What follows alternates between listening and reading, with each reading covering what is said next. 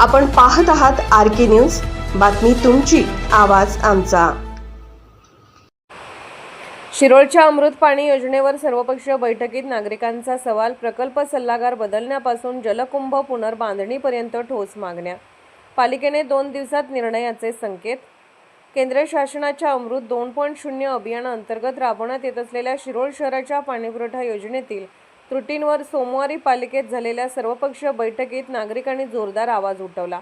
योजनेत नागरिकांनी केलेल्या सूचना व हरकतीचा विचार करूनच पुढील काम करावे अशी एकमुखी भूमिका मांडण्यात आली।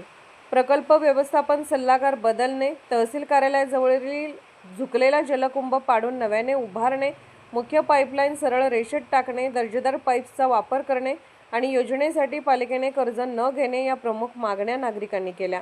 जिल्हाधिकाऱ्यांच्या निर्देशानुसार आयोजित बैठकीच्या अध्यक्षस्थानी नगराध्यक्ष योगिता कांबळे होत्या।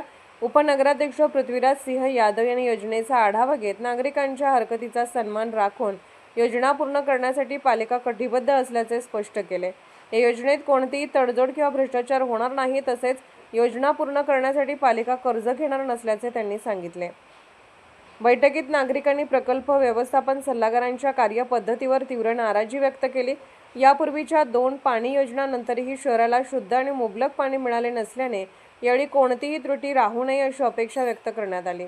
झुकलेला जलकुंभ नव्याने उभारणे, घालवाड जॅकवेल ते जलशुद्धीकरण केंद्रादरम्यानची नागमोडी मुख्य जलवाहिनी सरळ करणे, 24 तास वीज पुरवठ्याची व्यवस्था, सर्व भागात समान दाबाने पाणीपुरवठा आणि स्वतंत्र स्ट्रक्चर ऑडिट करून दोष दूर करण्याच्या मागण्यांवरही भर देण्यात आला।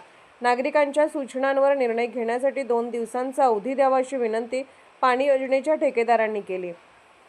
बैठकीस माजी उपसरपंच प्रताप बाबा पाटील, माजी सरपंच गजानन संगपाळ, राहुल यादव, पंडित काळे, धनाजी चिडमुंगे, आनंदराव माने देशमुख, अजय पाटील, दीपक भाट, सचिन शिंदे, विजय आर्गे, धनाजी पाटील नर्देकर, प्रकाश माळी, शहाजी गावडे, कृष्णात देशमुख, भूषण गंगावणे यांच्यासह अनेक नागरिक उपस्थित होते। मुख्याधिकारी निशिकांत प्रचंडराव, नगरसेवक, अधिकारी, ठेकेदार आणि विविध संस्थांचे पदाधिकारीही उपस्थित होते।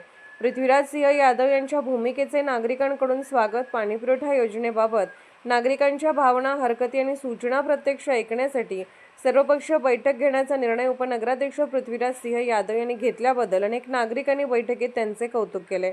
गुणवत्तापूर्ण व पारदर्शक पाणी योजना पूर्ण करण्यासाठी हा निर्णय महत्त्वाचा ठरेल अशी अपेक्षा उपस्थितांनी व्यक्त केली।